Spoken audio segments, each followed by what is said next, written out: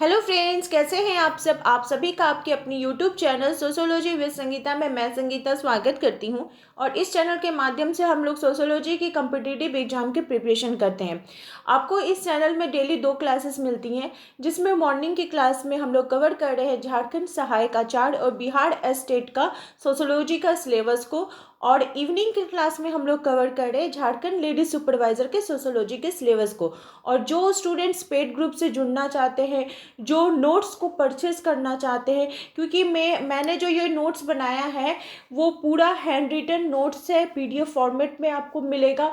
और मैं इसमें जितने भी ऑथेंटिक बुक है उनका यूज़ करके जो आपके एग्ज़ाम के लिए हेल्पफुल हो उन सारे मटेरियल को मैं कलेक्ट करके नोट्स बनाई हूँ। उसमें सारा, अगर आप एक बार नोट्स को पढ़ लीजिएगा तो आपको कहीं और देखने की भी ज़रूरत नहीं है, पूरा एकदम कंप्लीट डाटा उसमें दिया गया है। तो अगर आप नोट्स को परचेस करना चाहते हैं तो उसका प्रोसेस डिस्क्रिप्शन बॉक्स में दिया हुआ है, या फिर जो मोबाइल नंबर दिया हुआ है आप उसमें कांटेक्ट करके मुझसे डायरेक्ट कांटेक्ट कर सकते हैं और नोट्स को परचेस कर सकते हैं। रही बात सोशियोलॉजी के स्टूडेंट्स की, तो उनके लिए एक और नई वैकेंसी आई है, वो है झारखंड में सीडीपीओ की वैकेंसी। ये ऑफिसर ग्रेड की होती है, क्योंकि इसका जो एग्ज़ाम है वो जेपीएससी लेता है।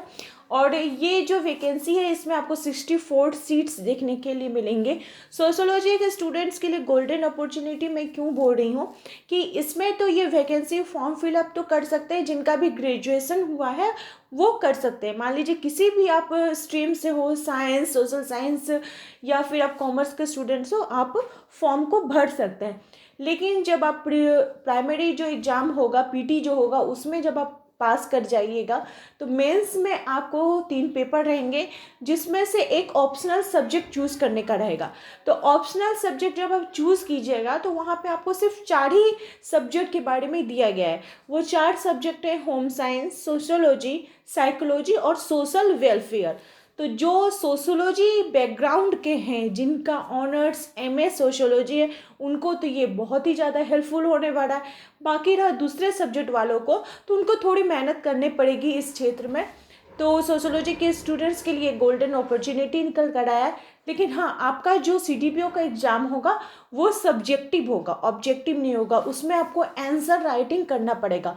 तो अगर आप मेरे चैनल के साथ बने रहते हैं, आपको नोट्स चाहिए जो कि मैं आपको सब्जेक्टिव फॉर्म में ही दूंगी, कोई भी क्वेश्चन का पूरा आपको टोटल नोट्स के साथ, तो अगर उसको आप परचेस करना चाहते हैं तो आप मुझसे कांटेक्ट कर सकते हैं। तो चलिए क्लास को हम लोग आज का स्टार्ट करते हैं। ये इन्फॉर्मेशन भी देना ज़रूरी था। आज का जो हमारा क्लास है इसमें हम लोग देखेंगे प्राथमिक अवधारणाओं के। हम लोगों ने समूह के टॉपिक को पूरा कंप्लीट किया था, उसकी पूरी थ्योरी को कंप्लीट किया था। और इसके बाद हम लोग समिति, संस्था, समुदाय, एक एक करके सारे जो थ्योरी से उनको तो करते ही चलेंगे। लेकिन मैंने आपको बताया था कि हम लोग एमसीक्यू भी कवर करेंगे। एमसीक्यू करने से क्या होता है कि हम लोग एक नॉलेज मिल जाता है कि किस प्रकार के क्वेश्चन जो है वो एग्जाम में उस टॉपिक से पूछे जाते हैं। तो चलिए अपने फर्स्ट क्वेश्चन से हम लोग स्टार्ट करते हैं। हमारा पहला क्वेश्चन पूछा जा रहा है, औपचारिक संस्था जो कानून और व्यवस्था को एक निश्चित क्षेत्र में नियंत्रित और नियमित करती है उसको क्या कहा जाता है। ठीक है, तो औपचारिक संस्था जो कानून और व्यवस्था को नियंत्रित करती है उसको राजनीतिक संस्था बोला जाता है। क्या बोला जाता है? राजनीतिक संस्था बोला जाता है। नेक्स्ट क्वेश्चन है कि निम्नलिखित में से कौन एक आर्थिक संस्था नहीं है। तो आर्थिक संस्था नहीं है तो वो सरकार हो जाएगा, क्योंकि संपत्ति, द्रव्य और साख, द्रव्य मतलब आपका यहाँ पे धन से भी हो सकता है, तो ये सब क्या है, ये सब आर्थिक क्षेत्र के अंतर्गत आ जाएंगे। लेकिन जो सरकार है ये किसके अंतर्गत आ जाएगा? राजनीतिक संस्था के अंतर्गत आ जाएगा।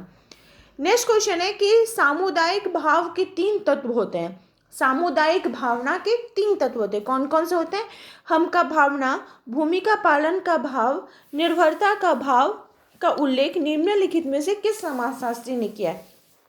तो किन के द्वारा किया गया है? मिकाइवर एवं पेज जी के द्वारा। अर्थात मिकाइवर एवं पेज जी ने सामुदायिक भाव के कितने तत्व बताए हैं? तो उन्होंने इसके 3 तत्व बताए हैं। ये चीज भी ध्यान में रखना होगा। नेक्स्ट है, समिति की सदस्यता का और संस्था से सेवा के एक प्रकार की अथवा साधन का बोध होता है। ये कथन किसका है? तो ये कथन किसका है? मिकाइवर जी का है। किनका है? मिकाइवर जी का है। नेक्स्ट क्वेश्चन है कि निम्नलिखित में से कौन संस्था का एक उदाहरण नहीं है? तो जाति, परिवार, विवाह, ये सब क्या है? संस्था के उदाहरण है मानव व्यवहार को नियंत्रित, उपयुक्त में से ये सारे ही इसके अंतर्गत हो जाएंगे। जो मानव व्यवहार है उसको नियंत्रित करने वाली उन सभी कार्यविधियों को संस्था कहा जाता है जो समूह के आदर्श नियमों से निर्मित होकर एक निश्चित ढांचा का निर्माण करता है। अर्थात हम क्या बोल रहे हैं कि संस्था किसको कर रहा है, जिसके अंतर्गत जो मनुष्य हैं वो उनके क्या होते हैं, उनके कार्यविधियों को एक सही ढंग से सुचारू रूप से चलाने की व्यवस्था की जाती है।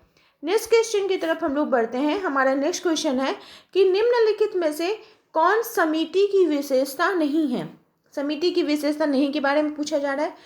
तो व्यक्तियों की सामूहिकता, कतिपय उद्देश्यों का होना, ऐच्छिक सदस्यता या सामुदायिक भावना का अनुसरण करना। तो इसका राइट आंसर हो जाएगा सामुदायिक भावना का अनुसरण करना समिति की विशेषता नहीं है।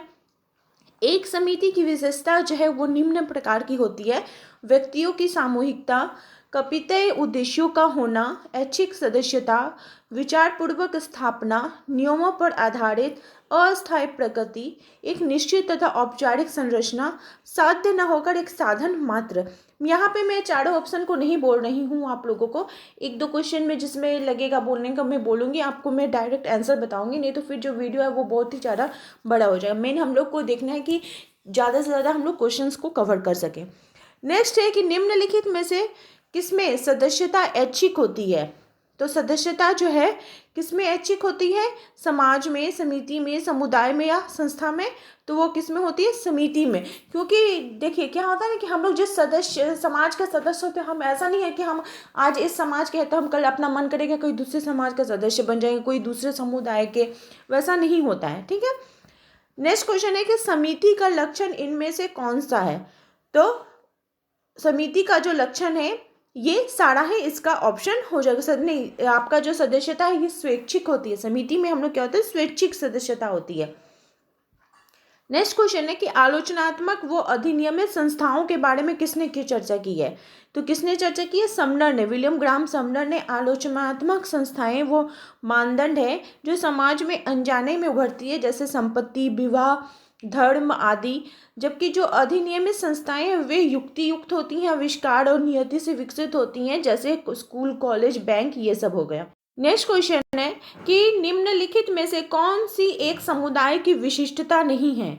तो अमूर्तता समुदाय की विशेषता नहीं है, जबकि विशिष्ट स्थान, स्थायित्व, सामुदायिक भावना, समुदाय का स्वतः विकास, आत्मनिर्भरता की भावना, अनिवार्य सदस्यता, एक सामान्य संस्कृति, व्यक्तियों का समूह, मूर्तता आदि समुदाय की प्रमुख विशेषताएं हैं।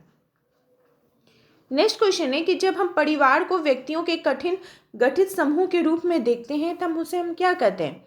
जब हम परिवार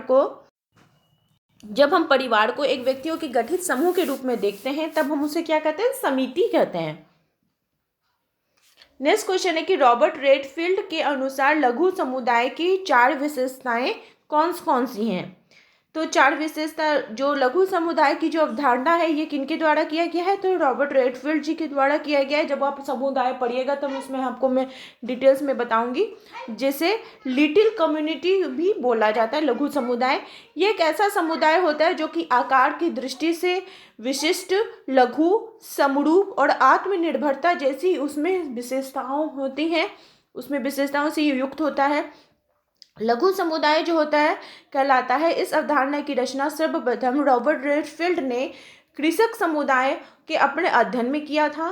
रेडफील्ड ने लघु समुदाय के 4 विशेषताओं का वर्णन किया है: विशिष्टता, लघुता, समरूपता और आत्मनिर्भरता। नेक्स्ट क्वेश्चन है कि लिटिल कम्युनिटी की अवधारणा किसने दी है। तो लिटिल कम्युनिटी की अवधारणा रॉबर्ट रेडफील्ड जी के द्वारा दी गई है।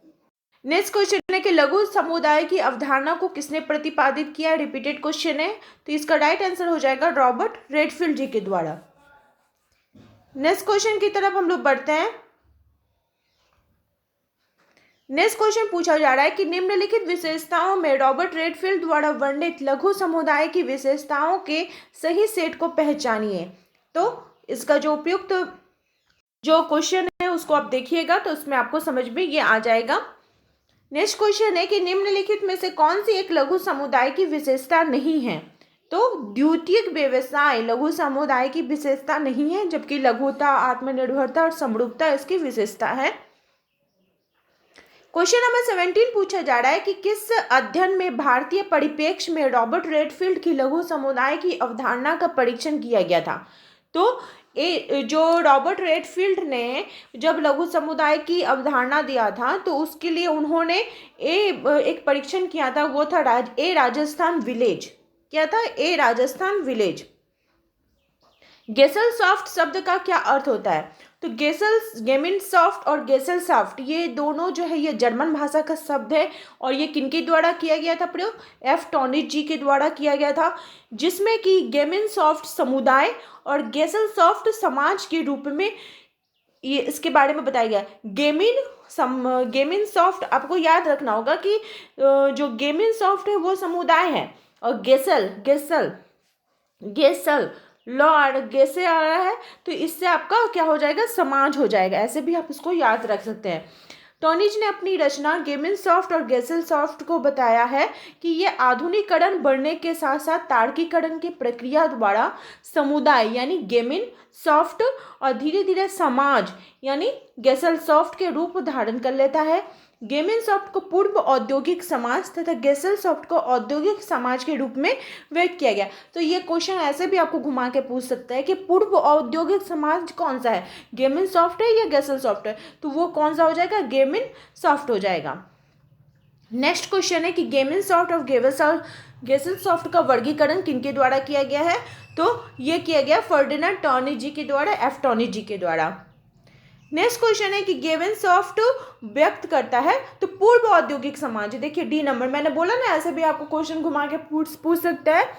पूर्व औद्योगिक समाज गेमिनसॉफ्ट और औद्योगिक समाज हो जाएगा गेसलसॉफ्ट।